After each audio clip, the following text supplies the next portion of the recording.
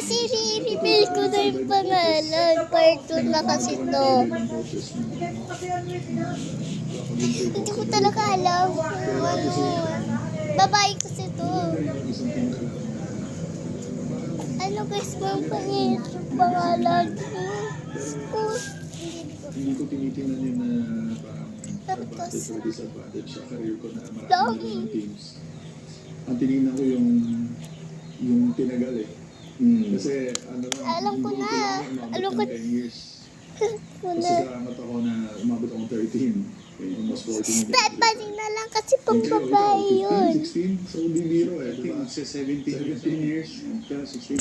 So imagine mo, balikan mo, 5 taon sa UAP, parang times 3 mo. So hindi biro talaga. So hindi ko na nakikitang disadvantage Kaya, na matrain ka sa iba-ibang teams. As long as ang nalagay ka ng healthy ka, magagawa mo gusto mo habang nasa age tayo. Ganda.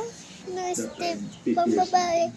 Ito na, ito yung pinakamahirap eh. Kasi, Ganito pala po. alam mo naman, black naman tayo kapag dadaanan talaga ito ng isang basketball player.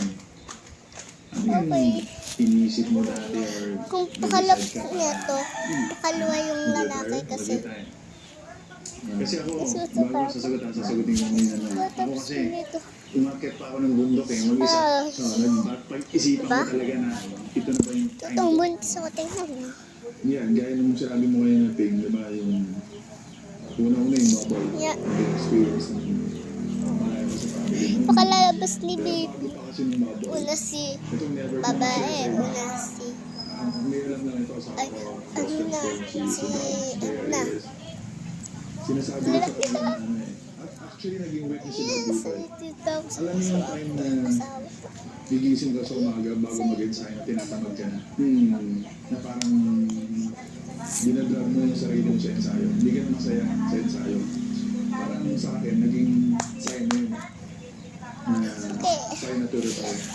Abangan na lang sa part 3. Yan, Ipapanood ko na sabi ko kayo. sa Kasi malapit lang ang mga anak. hindi na ganun Bukas. Sa bukas. bago pa lang matulog. Dalawang ang bukas. daming gamit Na ako tumatakbo sa akin. mangangalok. Diba? So parang yun yung time na and hindi mo rin ako visit. Okay. Bye-bye. Abangan na lang sa part 3. Puing. Part 3 na guys. Please abangan na lang sa part 3. Hindi na talaga ako makaka-video kaya 37, yung age na yun, bye-bye. I love you. hindi ko na Bye-bye guys. So, limited minutes na lang.